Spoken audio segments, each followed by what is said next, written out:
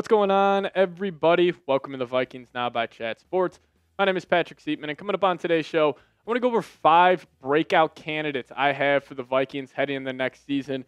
Just 5 guys who I think are going to take their game to another level and possibly become household names for not just Vikings fans, but for NFL fans across the league. So before we dive into it, and I'll show you guys those 5 players, I'm already thinking about week 1. I'm thinking about the dirty Chicago Bears, Monday night, Soldier Field, J.J. McCarthy, Caleb Williams.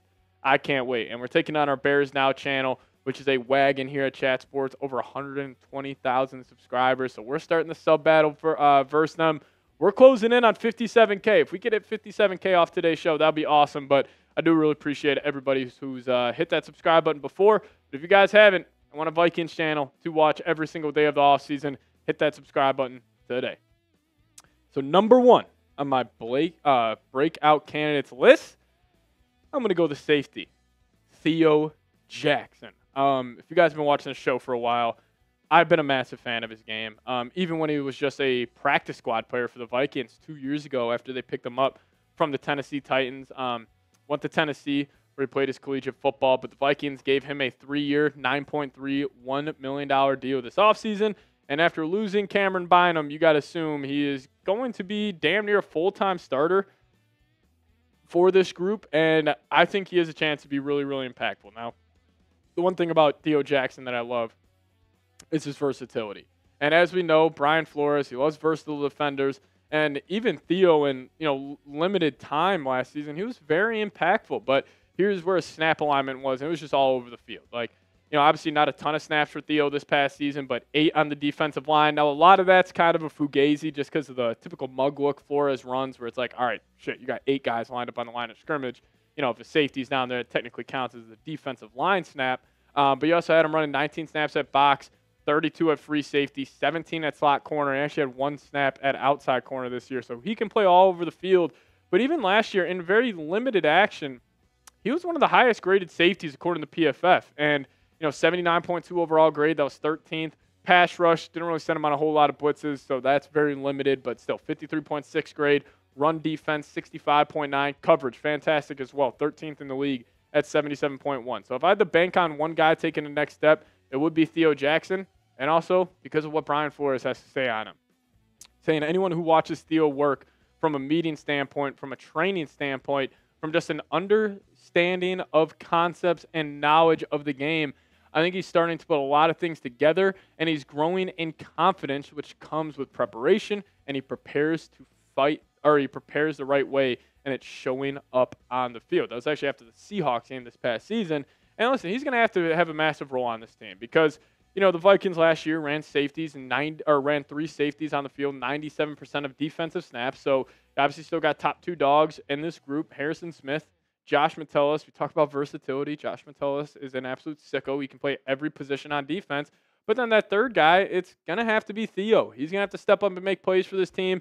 I think he will. I've always been a fan of Theo Jackson. And honestly, I think he's going to be a fan favorite here in a couple of years. Like, I could see him being like a, Zendejo type of guy, or like a, the next Cam Bynum, where it's like that free safety next to Harrison Smith that all fans just fall in love in because he's, picking off 7 balls a year. So hopefully Theo does that same thing. But number 2 for me, and this may be, I don't want to say a shocker for people, but since he already is kind of a well-known commodity, well-known player in the league, but I'm going to go Byron Murphy Jr. here as number 2. And the biggest reason why I have him as a breakout candidate, because I think the Vikings are banking on Murph taking another step, where last year, best of his career by far, especially compared to his 2023 season when he was terrible.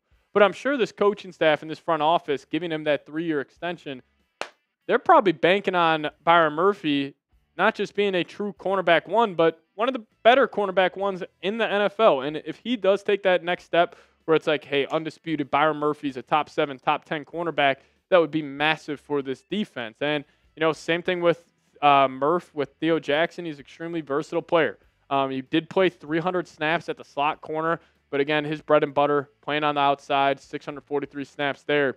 And I guess that's the one thing about the Vikings that's going to be interesting. Who really gets that slot corner nod Is it Isaiah Rodgers? We'll see. I think he'll probably be up there for it. But still, I mean, Byron Murphy was absolutely fantastic for the Vikes. And, he's a versatile player, and I just think he could potentially just take that next step. He's in the prime of his career. If he just has another good year, plays better than he did last, it could be huge for this defense.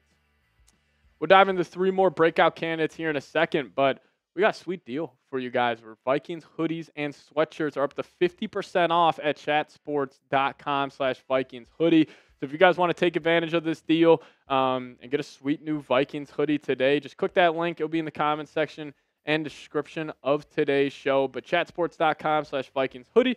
Click that link to get yourself a Vikings hoodie today. I'm going to be rocking one of these. Probably take advantage of this deal. I love this one they have, but they got a ton of great stuff. So if you guys want to take advantage, chatsports.com/Vikings hoodie. Link for that in the comment section and description of today's show. Number 3 for me, we're going to go the edge rusher, Dallas Turner, for this one. Listen, Dallas Turner, he obviously did not live up to that first-round expectations we had on him last year, but I think that was mainly just because he played 302 snaps this past season. Like, he wasn't on the field a whole lot, and I just think the Vikings need to find a way to get him on the field more. They're in a tough spot because obviously you got Van Ginkel, Grenard. They're not leaving the field. They're playing about 1,000% of snaps or 100% of snaps next season. But I do think you got to find a way where it's maybe you move back Van Ginkel into more of a linebacker primary role, where then him being a true edge is his secondary role. But you just got to find a way to get number 15 out there on the football field more. And also Turner last year, he flashed in big-time spots. Like, the one play I always remember with Turner is against Darnell Wright when he kind of bent that corner. He got super low where you actually see his knee skim the turf at US Bank Stadium. He got right underneath Darnell Wright. That was a massive play. So you definitely saw the first-round talent for him. And also this guy's 22 years, or I think he's just about to turn 22 years old. He might still be 21 as we're filming this. But Turner, if he has a massive year, it'd be huge for this defense. But number 4, I'm going to go another guy on defense. Just realized we got 4 defensive players here to start. I'm going to go Isaiah Rodgers. Now, Isaiah Rodgers, I've used this comparison on the show a couple of times where Rodgers, he is always graded out extremely, extremely well, according to PFF. But that always came with limited action. And I've used this comparison. He's like a guy in the NBA who scores, 15 points a game, and he's incredibly efficient. Now, can you take that 15 a game and you up it to 23 a game and still be as efficient? That's going to be the question mark with Isaiah Rodgers because he hasn't played a whole lot. Just spot starts last year with the Eagles. So clearly the Vikings believe in him, and more specifically, Brian Flores does. This was actually coming in from Kevin O'Connell talking about the signing of Isaiah Rodgers, saying Isaiah was a guy that Flo really identified pretty early. And historically, I haven't been doing this long with Flo, but when Flo kind of has that tone in his voice about guys, I'm not going to mention the other ones that he has had in that voice about, but he's pretty darn accurate. And that guy, whether playing for us or somebody else, has immediately shown up. So no pressure on Isaiah, but he definitely got that evaluation from Flo. And, just keep it simple. If Flo likes him, I like him. And, here were the PFF grades I was talking about with Rodgers this past season. 76 overall grade. That was 21st. Run defense, 80.6. That was 14th in the league.